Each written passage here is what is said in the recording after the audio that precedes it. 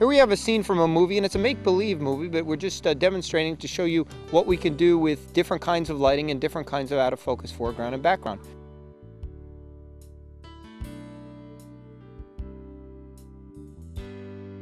The flower's out of focus because of the fact it's close to the camera. The people in the background are out of focus because of something called Hampshire frost, and we'll show you what Hampshire frost is right now. Hampshire frost is simply a special kind of filtering that you hang up and everything behind it goes out of focus. And we could have also gotten the shot close like this and they're still out of focus, and so you don't need to super long lens to get that kind of effect. We have Todd with the reflector.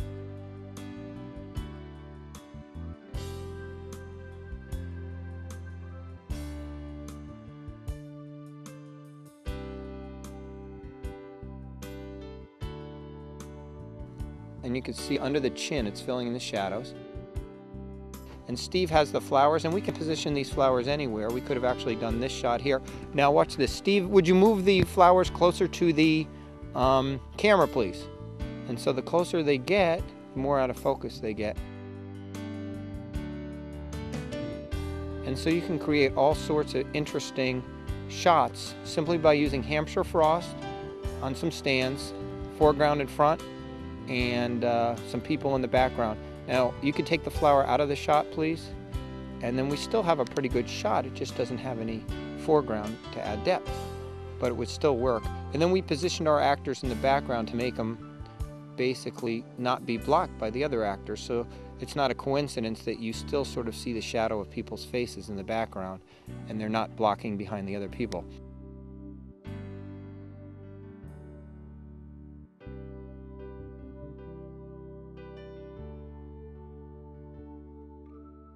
And here's the same shot with no Hampshire frost and no foreground. I mean, this also could be a shot from a movie, but as you can see, it just doesn't have the same effect.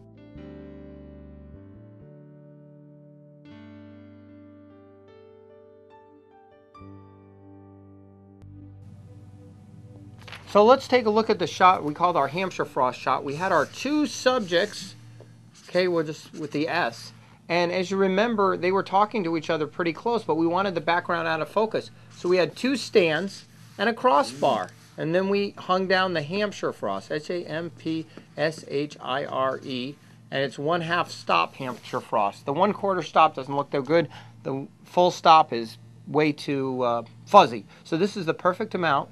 And we had a little problem with wind. So if you can do this without a windy day, that's even better because the Hampshire frost will start making noise. And then in the background, we position our other two subjects just at a point where when the camera points in, you can still see the subject 3 and subject 4. This is 1 and 2. And that's important to position. Now to add a little depth of field, you remember what we did right near in front of the camera. Here's the cam, which I think was a PD-150. PD-150. Please don't write me about my ugly writing. That's why I became a videographer again. We had someone right underneath here, I think it's Steve, holding up a flower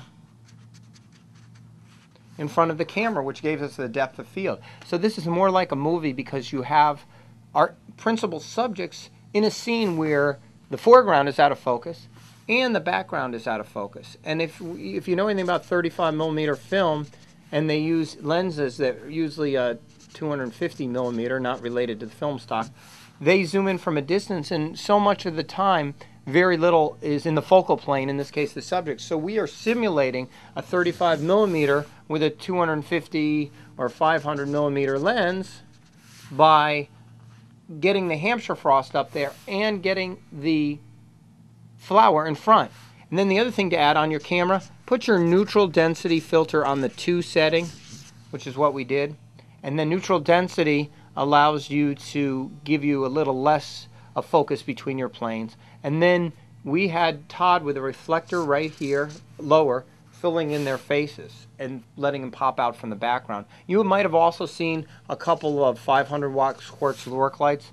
We set them up thinking that it'll be extra fill, but believe me, they did absolutely nothing, because on a regular day, 500 watt or 500 watts are not going to do anything. If you needed something big, you would need what's called a 5K. Usually it's a 5K Fresnel. And And you say, well, what? When you see 5Ks advertised, actually they go for pretty cheap on eBay, a few $100s. But that's a 5,000 watt. So if you see 5K Fresnel or 5K Baby Spot, it doesn't matter what they call them, or 5K Mole, which is Mole Richardson who makes them. Make sure they come with the lamp and they're in operating condition. But remember, they take 5,000 watts of power, and they're very big and heavy, and they go up on a stand. And that's the kind of thing you would use for lighting an outdoor shot like this, other than a reflector. The reason we didn't have them in this spot with our two subjects is because we know most people can't afford $400 or $500 for something they're only going to use occasionally, when a reflector will do, because it's a very heavy, big lamp that requires a big stand and the whole thing. So we had our two subjects, the Hampshire Frost on a stand, positioned our two subjects in the background, Steve holding a flower in front of the camera, Todd holding a reflector, and the camera on neutral density. And that was how we were able to get that out of focus in the background and out of focus in the foreground shot.